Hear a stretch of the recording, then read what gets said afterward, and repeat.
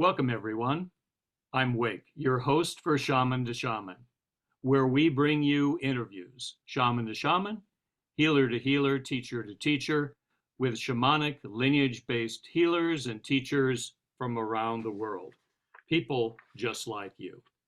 As you experience our session today with Dr. David Kyle, author, teacher, and energy healer, we hope that this personal offering will resonate with you and impact your life. From the age of 7, David has had a variety of paranormal and initiatory experiences. Throughout the years, he has studied and been taught and initiated by several shamanic and gifted spiritual teachers. David has a special offering today, an explanation of maintaining energy health and daily practices that we'll experience together. We trust that this experience will inform you about a way of being that contributes to the resolution of individual, family, community, and global concerns, and furthers our global shamanic community, the vision of Shamans Directory. And that our discussion today will inspire you to add shamanic sessions and experiences to your life, that we may build shamanic community together. Shaman to Shaman is brought to you by Shamans Directory, a dynamic online resource for lineage-based shamans to share themselves, offer medicine, build community, and change the world. To learn more, you can visit online at shamansdirectory.com, on social media, and on our YouTube channel. Today, I'm honored to welcome Dr. David Kyle to introduce himself to the Shamans Directory community. Welcome, David. How would you like to begin? Well, I just appreciate you as a fellow that has walked the same journey that I've walked, and I'm deeply in gratitude for Shamans Directory for all the resources that they provide. So I'm grateful for them as well. So, Wake, you gave a little bit of my past. I think the only thing that I would add is that as I was moving into my late 50s, I began to have this hunger. I'd worked with a lot of teachers over the years. I'd had many experiences, as you indicated. But there was a sense that I hadn't found a lineage yet. And I want to just tell a brief story how that came about. We live in Nevada City, California, in the foothills of the Sierra Nevadas.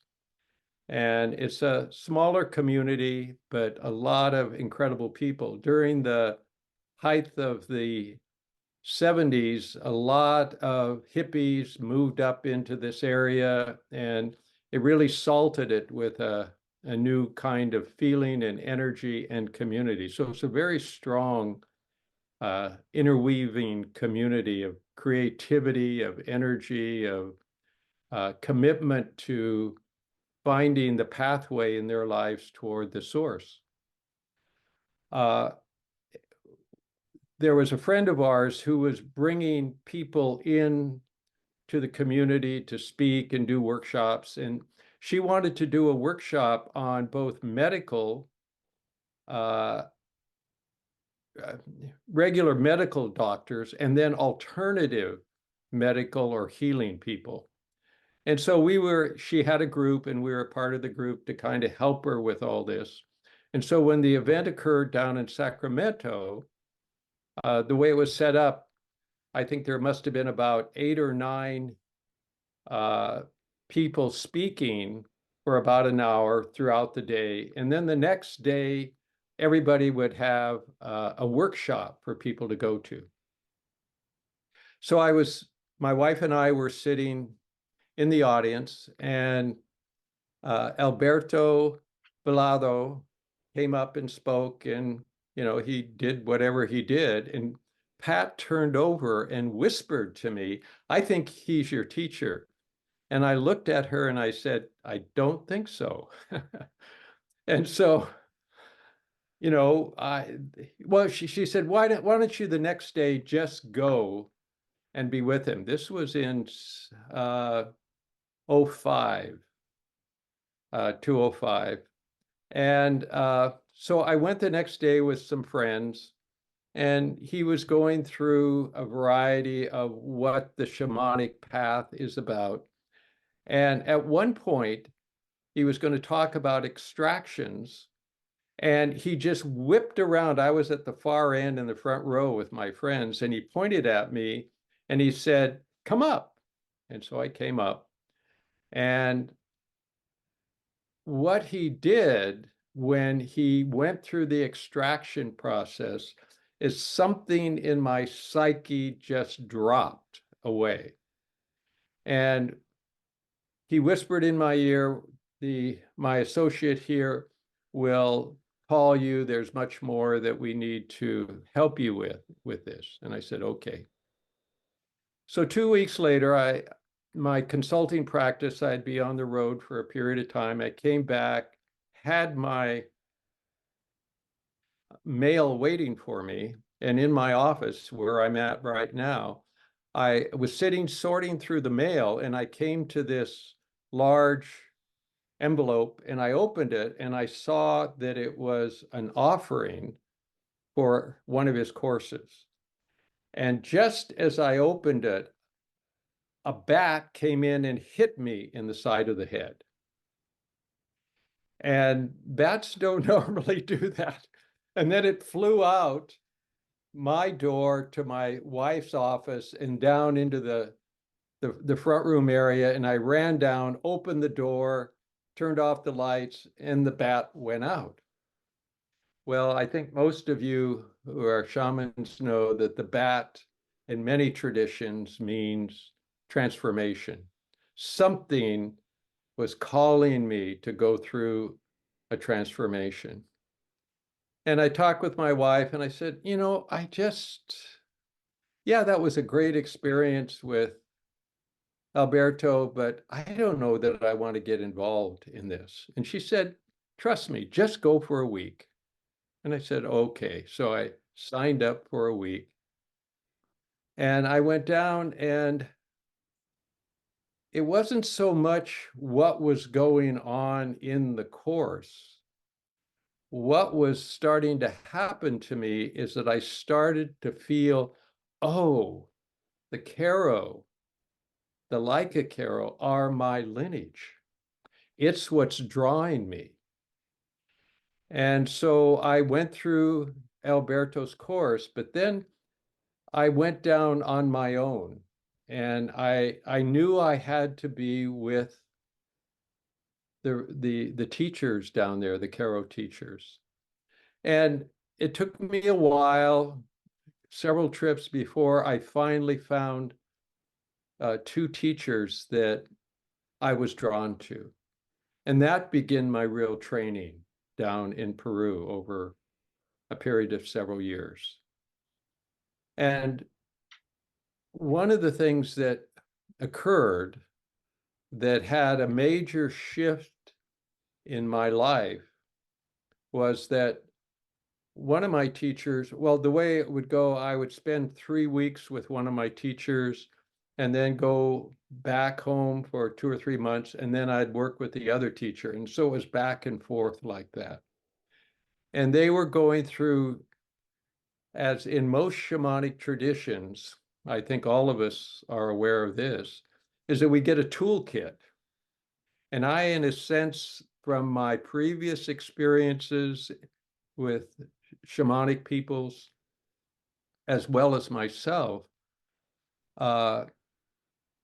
I begin to realize that you get your kit, and then and the shit too. Well, yeah. And then you have to begin to bring that into yourself, and where the spirits begin teaching you how you are to manifest your work. And I was, from a very young age, I was called to be a healer and would feel the energy in my hands all the time and would, just without much knowledge, begin to experience that. So these teachers were helping me to integrate and to open myself more deeply. And one of my teachers, he was uh, a younger man than the other teacher was, but had been trained by his grandfather from an early age of 7. He had been hit by lightning, survived, and he had been staying with his grandparents. And his grandfather was a well-known shaman, a Paqos, sacred person. And so he lived with his grandparents until he was a teenager. He'd go back and forth to Cusco, where his parents were, but he basically was in training. And so his training was really to take me to certain places and take me through initiations, then come back to his house, and he would begin to inquire what was going on, and then he would begin to very naturally give me teachings from this. I'd been there for almost 3 weeks, and he said, on this day, we're going to go to the space-time cave and do a final initiation. So some of you may have been there before, but it's in a deep valley. There are these old stone steps that wind up to where the cave is, and you can't see the cave from the outside. There's a big stone covering the entrance to the cave. And when you're walking on these stones, you're aware that they are very, very old. And anthropologists have indicated this cave has been in use for at least 10,000 years. And so when you come up around the outside of the cave into it, this big rock has carved into it seats. And the central seat is called the high seat, and there are 2 seats on the side.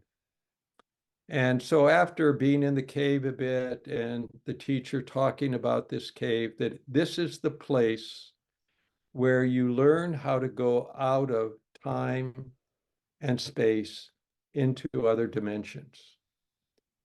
And so the first initiation was to be sitting in the seat.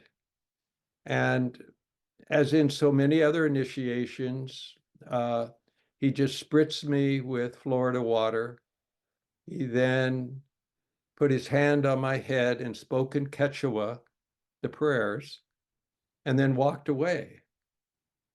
And when he walked away, there was this, like a bolt of lightning just came right down through my body that just shook me to the core. And then as I sat there, my eyes were closed, and these 3 tall, elongated figures came toward me. And one of them stepped forward and touched my forehead, my heart, and my belly. And in whatever language they were using, it felt like I was being blessed. And then when they were gone, there was this other bolt of energy that came from the base of my skull, from the base of my spine, right up through my skull. Now that was seminal for me because that actually changed the whole direction of my life. And without going into the story, these 3 were from another dimension, and they were indicating something to me that I didn't understand. Later, we were in the cave all day long because there was another initiation that I won't speak of now, that I came to my teacher and I described who were those three people. those three beings. Oh, those are the Illuminarians. They were my teachers too. And now I'm no longer your teacher. They are your teachers. Well, how do I do that? And he says, that's what you are to discover. So my book, The Energy Teachings of the Three, is both initially about that process, but the teachings that they gave me over a 7-year period, and in which they finally said, it's time for these teachings to go out into the world. So through this process, my whole practice began to shift pretty dramatically, because they were teaching me how to access things in my life that I'd never accessed before. And it was all about, how do you generate and open and deepen these energy places within your life? Now, just quickly, the book has 3 parts. The first part is called The 5 Pillars of Love. The second part is the 5 foundation stones for daily living. And then the third part is about living in the end times, the times we're in now, the challenging times we're in. And there's just practices. They would give me a practice, and I would have to stay with it until they said, okay, now you haven't fully embraced it all, but we're going to give you the next one, but you keep doing the first one along with it. And so over that 7-year period, these practices came forward. Now, one of the things that happened, and so this is really what I want to share with you, is that as clients would come to me, what I was being taught and learned is, how do I work with my own energy patterns? So even though there was a healing that a person needed, and that I begin to create just a way for people to keep and energize their own energy system. And one of the things I'm offering to anybody that wants, I'm going to go through this, but on my website, and we can do all that later, I have a small ebook that basically describes everything that I'm going to describe to you. So in my community, there's a Unitarian church. Every month they invite a variety of healers in to work with people. And so I was invited to come. But you only had 40 minutes. So what do you begin to do in 40 minutes? And that's what this process that I'm going to describe really came out of, but which I had been using in different formats with all my clients that were coming to me. So many of the people that came, for example, at the Unity Church, didn't know much about, hardly anybody knew anything about shamanism, or that what the chakra system was, what the energy system was in our body, both physical and non-physical. And so, I would hear at the beginning of that 40 minutes kind of why they were there and what the issues were. And I said, okay, what I want to do is help you work with this energy in your own way. So I'm going to give you a pattern. And for some, they didn't understand all that it was or how it worked. But if they practiced it, they would come back to me and say, wow, these are the changes that come. As I was doing it with them, as I would talk with them and actually do the practice, I would pause and let them register it. And I would ask, what's going on right now?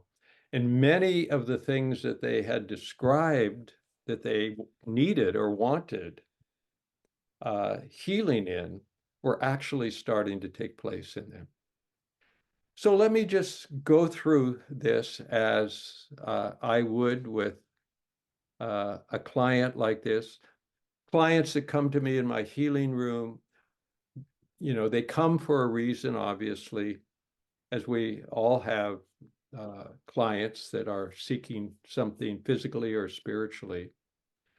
But I would do this with them at the beginning as well, and encourage them after we had worked to keep using these practices. Because my teaching was that our shamanic process is as much a one of teaching people at whatever level they're at to begin to work with this energy within ourselves. And as with anything, a person has to be motivated to continue it and to work with it. And I have wonderful stories of people that have done that over the years. David, I really appreciate your sharing of your initiations into the shamanic path, how you were given a portal, let's say, through the classwork to enter. And some people feel like that's enough, but you didn't. You wanted to pursue it on your own. And I really respect that approach, not only to go on the land and to learn from the mountains and all of the history that's there, but to seek out teachers and to establish a program that really fed you. So I Yeah. think not only am I looking forward to experiencing the process that you're about to share, but I also think it's important for people to hear your own journey and to allow that to naturally inspire them to seek their own and to see how they can give to the journey as much as you have to yours. I think you benefited tremendously from taking the invitation, seeking as you did, and making it your own. Yes, thank you. Yeah. Uh, what I discovered is I've worked with Native peoples over the years in the U.S. and also in Siberia uh, and had some amazing experiences over there with shamans who you would never suspect being shamans. And that's a whole different story. But uh, the process, the traditional process is that in the old days, the shamans, people seeking to be a healer, seeking to be a shaman, would go from known shamans, wherever they could to learn from them. But it was also to take in so that they could begin to discover what their pathway, what the Buddhists would call their dharma. What is the pathway that we are to take on? And so ultimately it becomes the spirits that we're working with that become the teachers. They become the access point where all this energy, we become channels of that energy.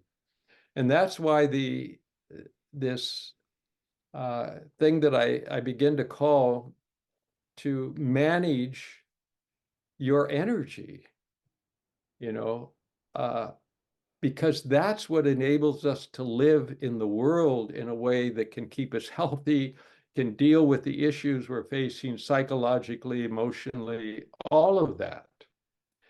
And so let me just start then to go through this process. And many of you, I'm sure, know many of these tools. I'm just giving you the model that I found kept connecting people in this way.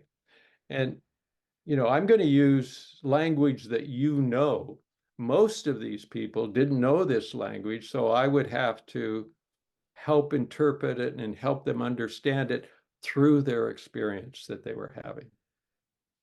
So the first thing, I will talk with them about, many of you probably know that we have chakras. And if they haven't, then I would talk a little bit about the chakra system.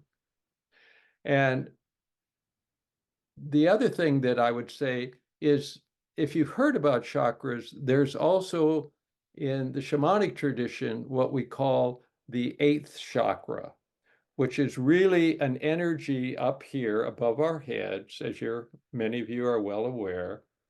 And that energy, and I won't get into too much with them, but it's when we die and we go through that releasing, it goes into that place of what we call the eighth energy. And it's the place where our psyche, our soul, begins to disconnect with the personality structure that we've lived in this lifetime. And so I will have people begin to explore it. And I'll just say, as you come out of ways and come here, you'll feel that it's like magnets, when you get two magnets starting to pull together, and you start to feel that energy. And there's a kind of ball of energy.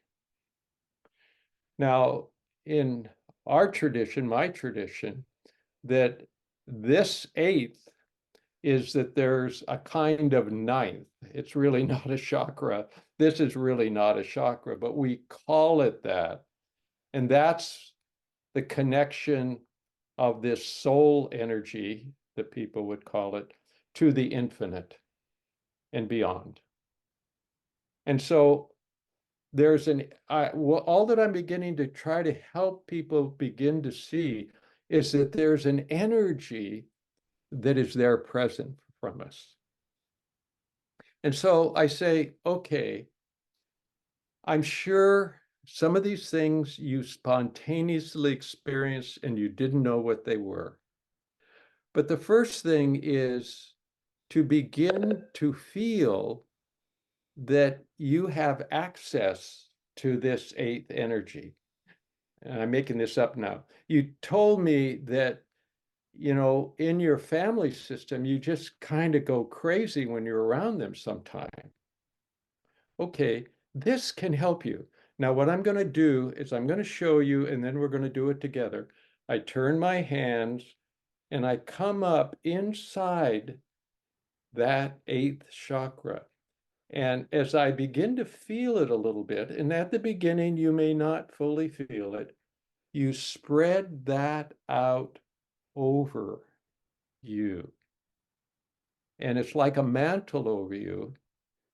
And it's what I call the sacred bubble. In my tradition, it's the Viracocha. It's the holy presence of beingness that we bring on around us.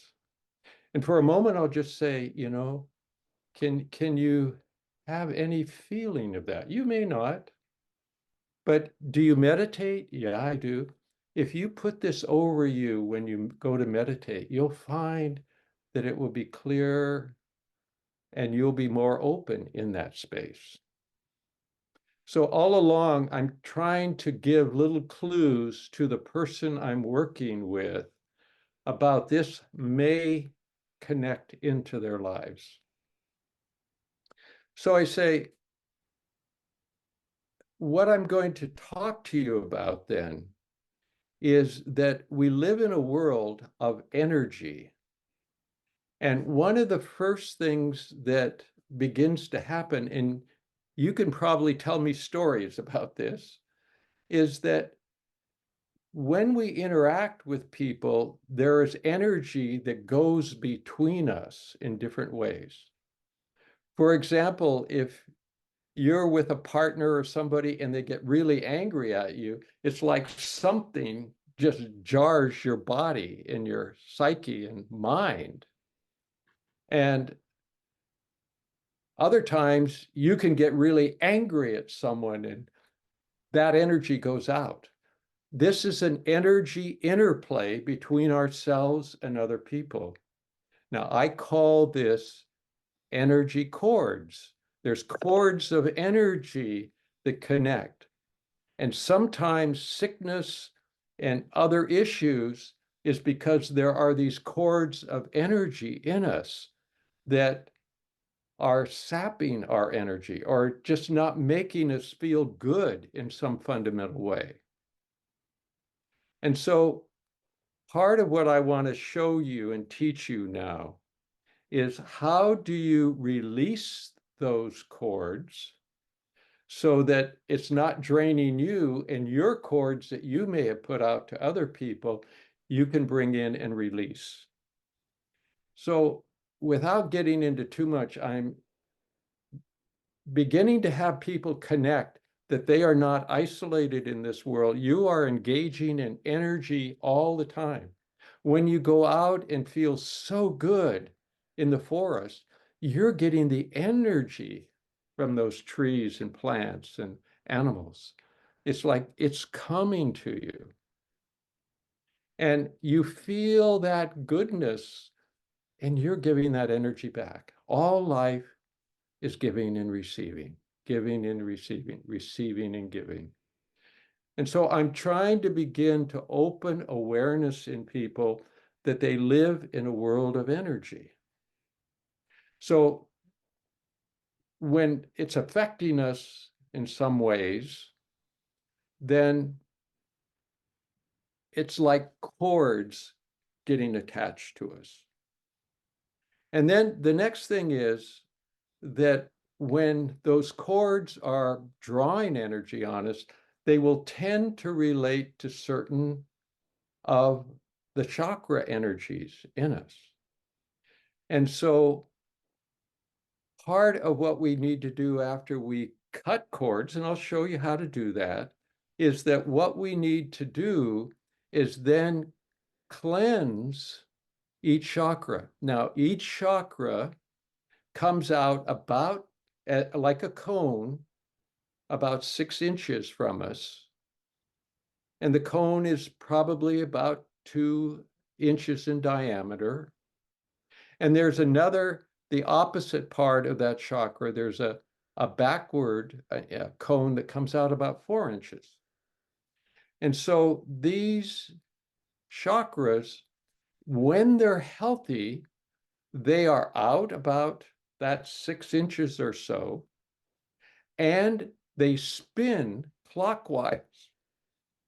And when they're spinning clockwise, the energy is vibrant and powerful to maintain your health, your mental and emotional state, all the rest.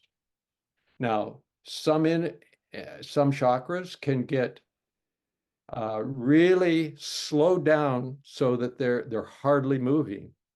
And that has direct, from us as healing shamans, that's a direct signal of what the person is presenting to us as what their physical issue is or their emotional issue. Let me not get off on that too much right now.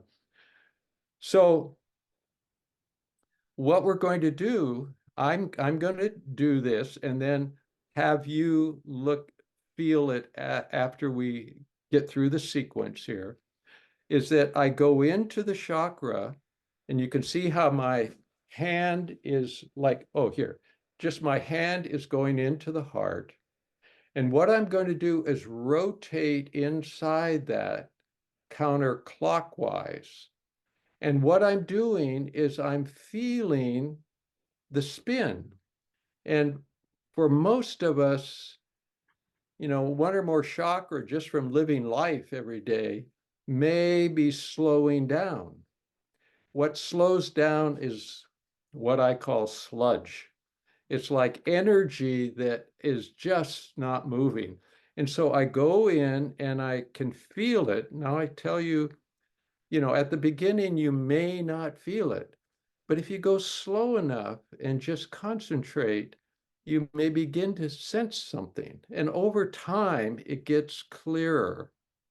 And so I go in and I take the sludge out and I put it into the earth. So I'm cleansing it and I put it into the earth. And when I feel like it's starting to kind of move on its own now that I've cleared it, I come out and I go to the next chakra and I do the same thing. So at this point with the person, I'm going through all of the chakras up through the crown, and I'm clearing the energy from the chakras. And so this is the first point where I say, okay, what does it feel like? Most people will say, wow, I just feel a little lighter, or I feel a little more open or something. You know, they'll if you've really cleared the chakras and let them experience what the feeling is like, then it begins to sink into their consciousness. Oh, this is different. Then I say, what we're going to do next is we're going to uh, fill the chakras with new energy. And the energy comes from that eighth chakra.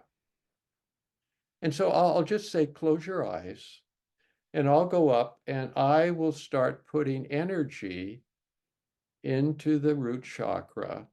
And what I'm feeling is I go into it, and it's that magnetic feeling. I can feel the outer edge of the cone of the chakra.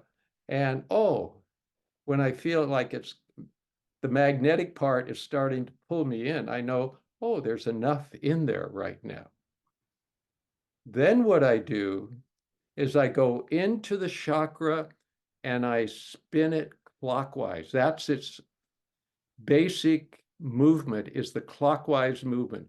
And I spin it, pull my finger out, and then with one of my fingers, I create an equilateral cross of light over that chakra and put my palm down as a sealer.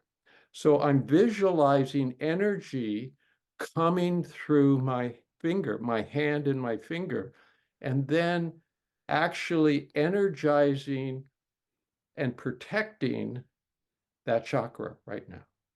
And I'll do that all the way up again to the crown of the head. And again, I will ask, how are you feeling? And it's like light bulbs start going off because they can feel the difference of the energy being balanced. And oftentimes the major word, wow, I feel like I'm balanced again. I feel like I'm light, I'm whole, I'm present. Because all of us in this world are getting bombarded, having all kinds of things going on because we're not conscious that it's affecting the whole chakra physical system, because each chakra, as you know, is connected to an organ in the body that need to be in balance. So our outer energetic levels, all these levels of energy forms that are around us, that all the traditions talk about, of moving out through the various, and they all have names of that are different, but we all have that. Now, I want to come back. So that's kind of the form that I go through. But when I have them experience the Viracocha, the energy here, I say the work that we're going to begin to cut cords. So I'm coming back to the cord process, essentially. And what I have them do, and what is in the paper, the e-booklet paper that you can get if you want, is that we don't do any of this thing I've just described to you. It's the energy moving through us that's ultimately doing that. I can go through the form of it, but it's not the form. It's what is moving in and through me. So the first thing that one has to do as they're working with themselves, and this is in the booklet, is that I have to create the energy access point. And the energy access point is true of all spiritual traditions around healing. As you look around the world in the shamanic traditions and the other kinds of spiritual traditions that are focused on the healing through energy, through spirits, is that you have to call upon both the authority and the power to do this. So it's basically an invocation. The invocation is in the name of and in the power of. And I suggest I'm going to tell you what mine is, and that is not yours. And in the booklet, I give many suggestions, but mine is in the name of the Christ and by the power of all the holy ones. Now, those two they were given to me. I didn't make it up. It came to me. And part of it is because of the traditions that I'd been through in the past, what begin to represent the power that could access for me came through that. Now, for others, it can be the universe, the Divine Mother, whatever that is, whatever I begin to resonate with in me, that I recognize that I'm calling upon and invoking the energy from this power. And in the name of all the holy ones is all the people for me that I've been with over the years and been taught by and sat with and opened my heart and mind to. All these are the holy ones that is the access point to my power, my capacity to do what I'm doing. So when I create that invocation, then I then start to cut cords. Now, cords, as many of you know, can come anywhere on the body, but that what I found is that my focal point about kinds of cords helps to focus on some part of the body, knowing that wherever those cords are, I'm just representing that side, that energy to be cut and to be released. So after I've asked the invocation, in the name of the power and in the authority, the sword of truth. It's not my truth. It's that truth that can cut without any anger, without any guilt, without any shame, whatever it is. So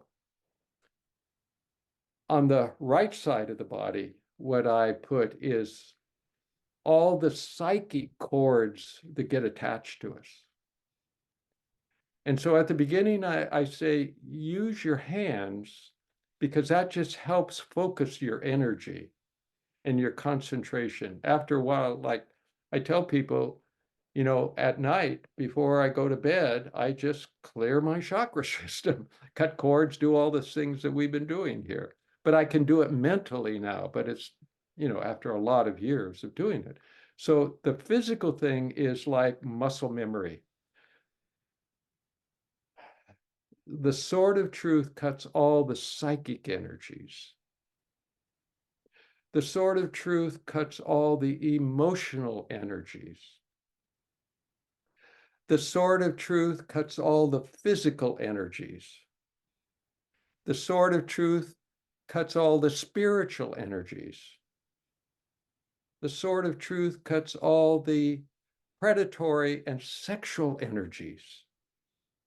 And the sword of truth cuts all the intellectual and mental energies. Now, when I have them do that, I then ask, what do you notice? And as I'm cutting, I can see and feel where the greatest impact of cords are on them. On my wife, for example, when I'm clearing cords and doing this with her, if she's been with a group and worked with a group and she's just exhausted, one of her weak spots is the solar plexus energy. And when I cut that, I can feel that that's where all the attachments were, among others, but that was the dominant.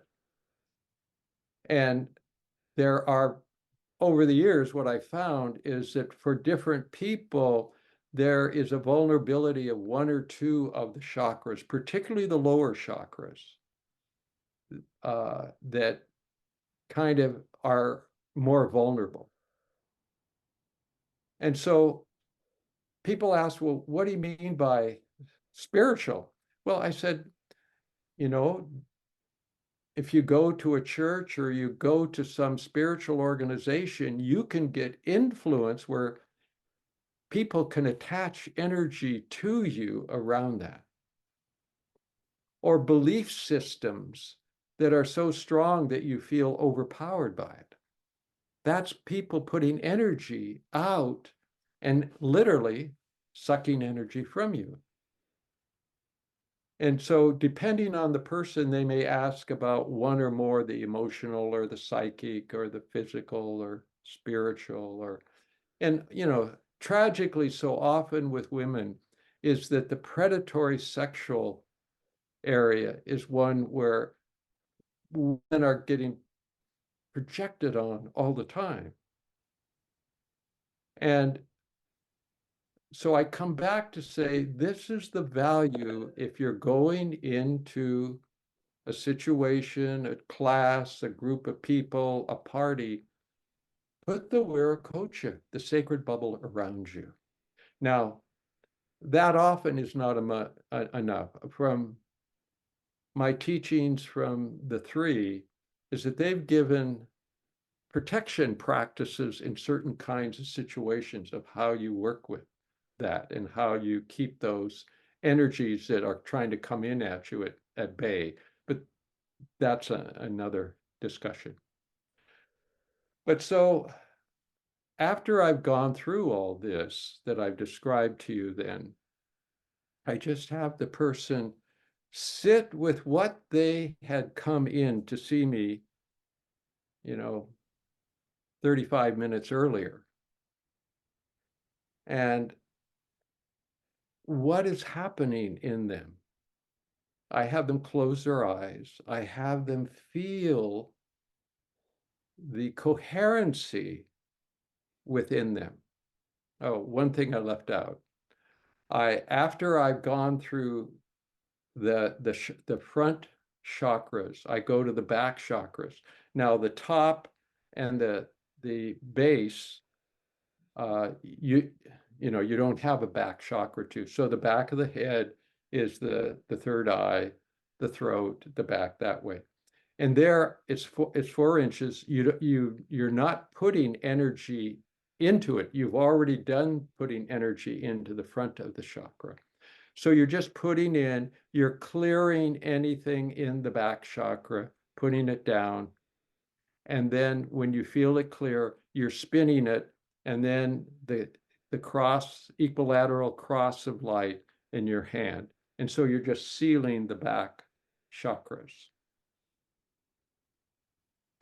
So let me ask you, Wake, as you experience this, as you've worked with people,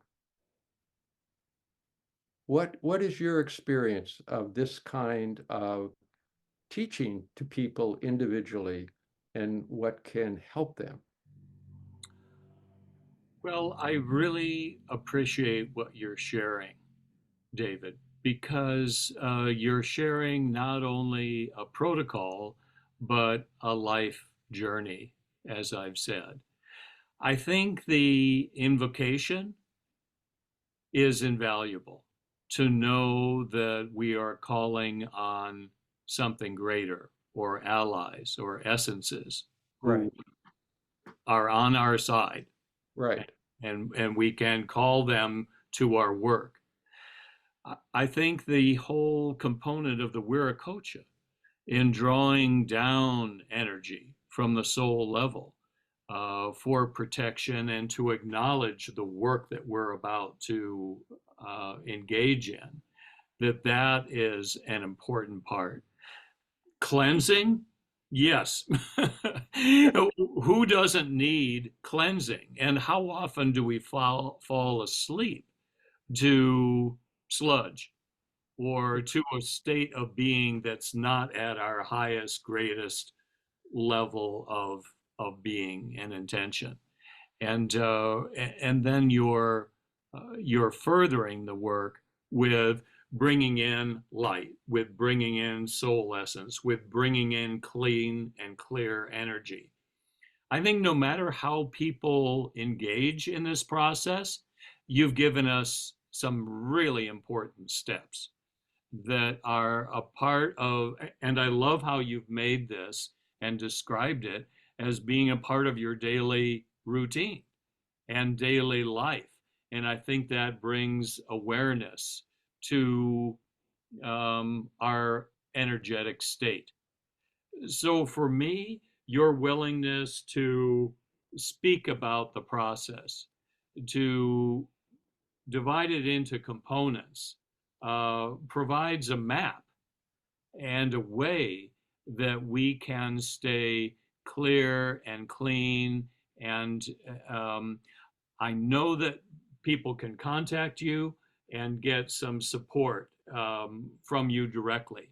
I know that your ebook that you've referred to outlines these steps and is very clear on the procedure. And your book in Calling the Guides um, will show our audience the reference point to that. We'll show your website so people will have access to you.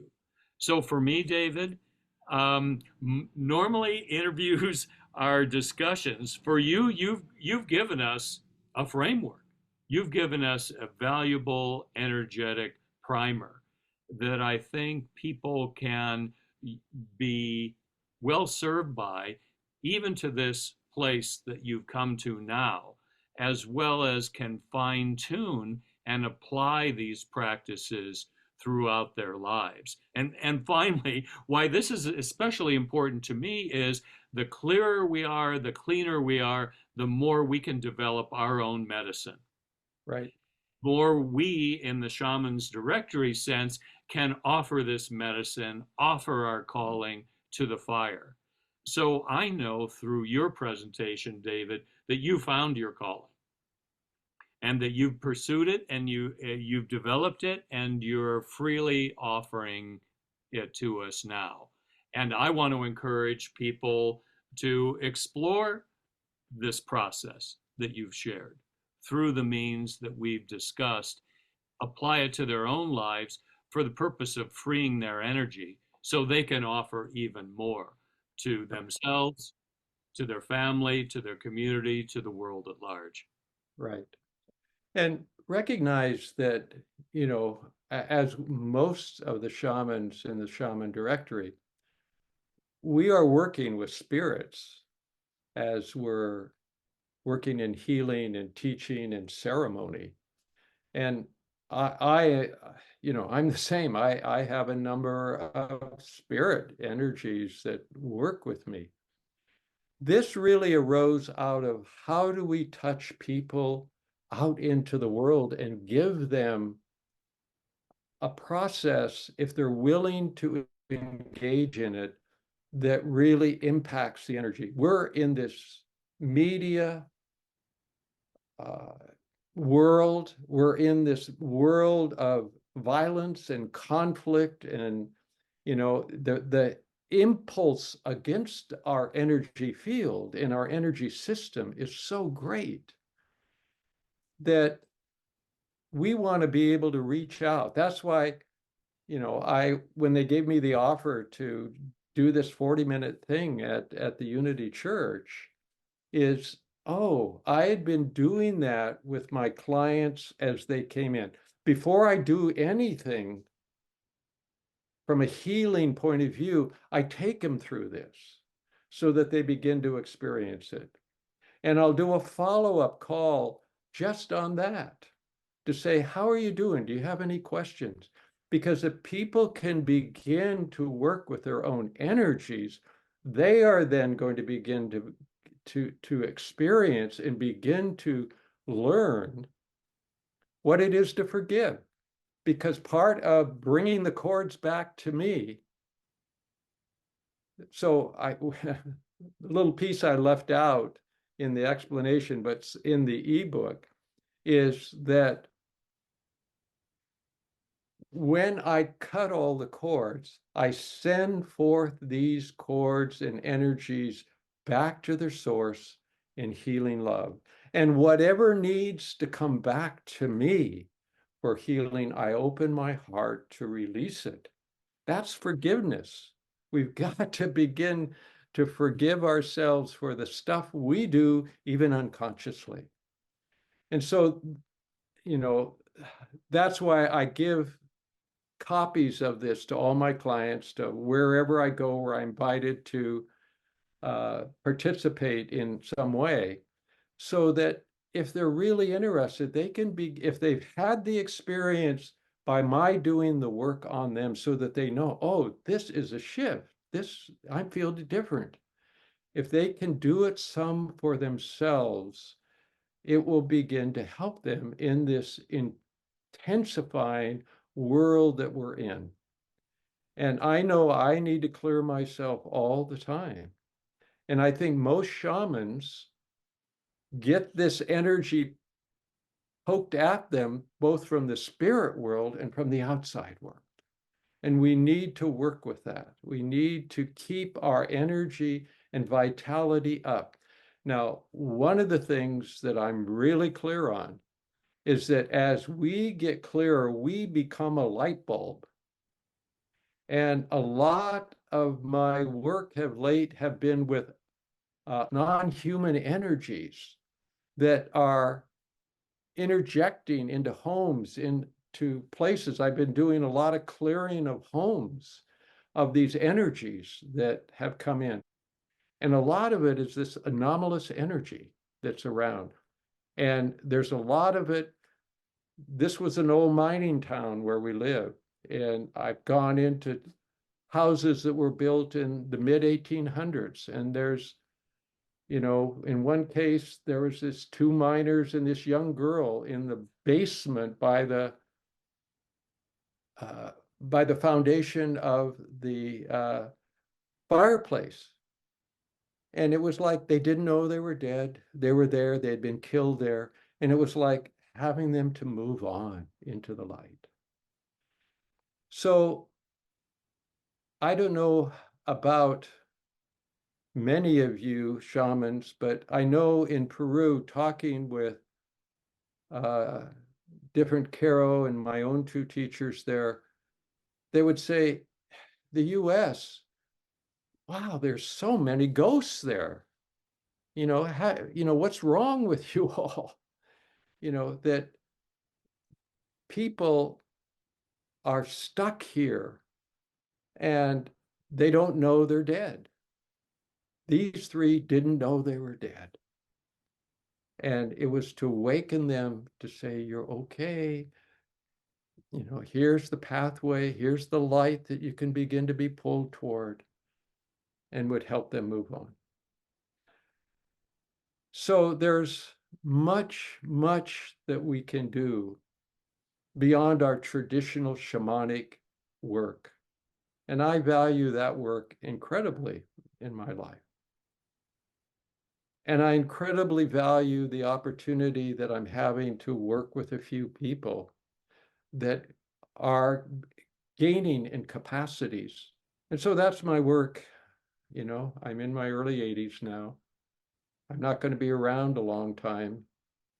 But I know that if I can just keep helping people in this immense, difficult world that we're living in at this age, you know, the Indians from India call this the dark age, the dark yuga. It's the yuga where everything is breaking apart and it will eventually come back up. But people are in despair, people are in pain, people are struggling, and there's not much that they really can experience. It's mostly in the head. And we can provide experience for people. So thank you, Wake. Thank you for letting me share some of these things. You're so welcome, David. I really appreciate your willingness to offer your journey, your perspectives, your process, and how important maintaining energy health is for us on a daily basis. And it was always also good to apply it to yourself, to say that you also not only have these practices to offer to others, but use these practices in daily use. So I'm most appreciative, our audience is most appreciative of your willingness to share, David. Any final words? Yeah, if you know, you can go to my website. I think Wake is going to give that information. If you go to the website and just sign up for my email, you automatically bring up the access to the e-booklet that goes through all the process that I described to you today. And you'll only get emails occasionally from me, like my book, the energy teachings just came out in Spanish. My wife's new children's book just came out in Spanish. So from time to time, we just send out information like that to let you know. So it's not going to be a heavy load on you if you sign up. So thank you. Thank you. Thank you. David, I think any correspondence we receive from you would be light, not heaviness. So Great. I appreciate that offer. And to all those who are watching, thank you so much for joining David in this Shaman to Shaman interview. I know you've been inspired. There are practical applications of the work David offers and easy access to the material of which he speaks. If you'd like to schedule a session with Dr. David Kyle, please visit us at shamansdirectory.com and look for David's profile, and also his website is listed there as well. You can also learn through shamansdirectory.com about other amazing healers and teachers through this directory and further your journey with the support of those who are there. Until next time, this is Wake. I look forward to seeing you around the fire. Thank you.